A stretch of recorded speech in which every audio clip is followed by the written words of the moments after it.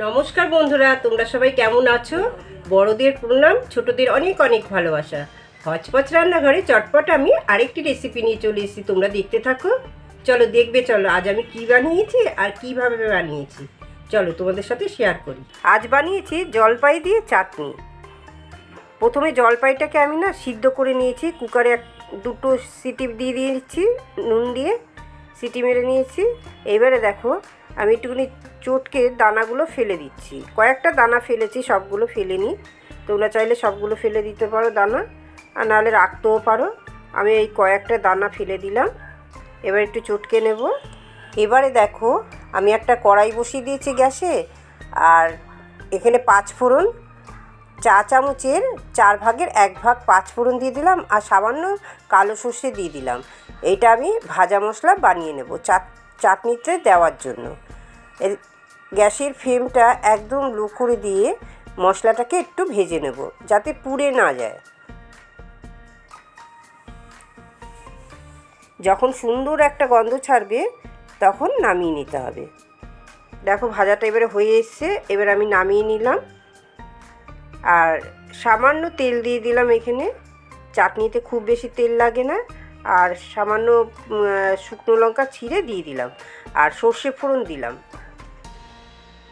অল্প সর্ষে ফোড়ন দিয়ে দিলাম। দিয়ে এবার আমি জলপাইগুলো দিয়ে দিলাম। এই জলপাইয়ের চাটনিটা কিন্তু অসাধারণ খেতে লাগে। এরকম দুর্গাপুজোর পরেতে এরকম জলপাই পাওয়া যায় বাজারে, প্রচুর জলপাই এখন, আর খেতে অপূর্ব লাগে। এবারে আমি সামান্য হলুদ দিয়ে দিলাম, আর জল তো দিয়ে দিয়েছি। নুন আর চিনিটা স্বাদ মতন দিয়ে দিতে হবে। চাটনি যেরকম হয় সেই রকমই নুন চিনিটা দিতে হবে স্বাদ মতন।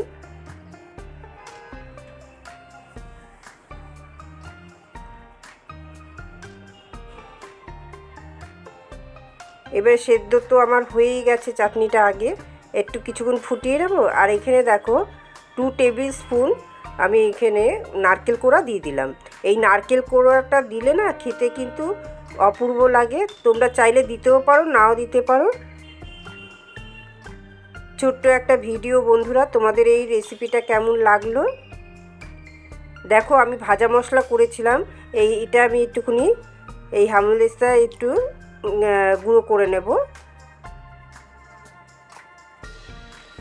এই মশলাটা গুঁড়ো করে চাটনির ওপরে একটু ছড়িয়ে দেবো, ব্যাস হয়ে গেল ছোট্ট ভিডিও।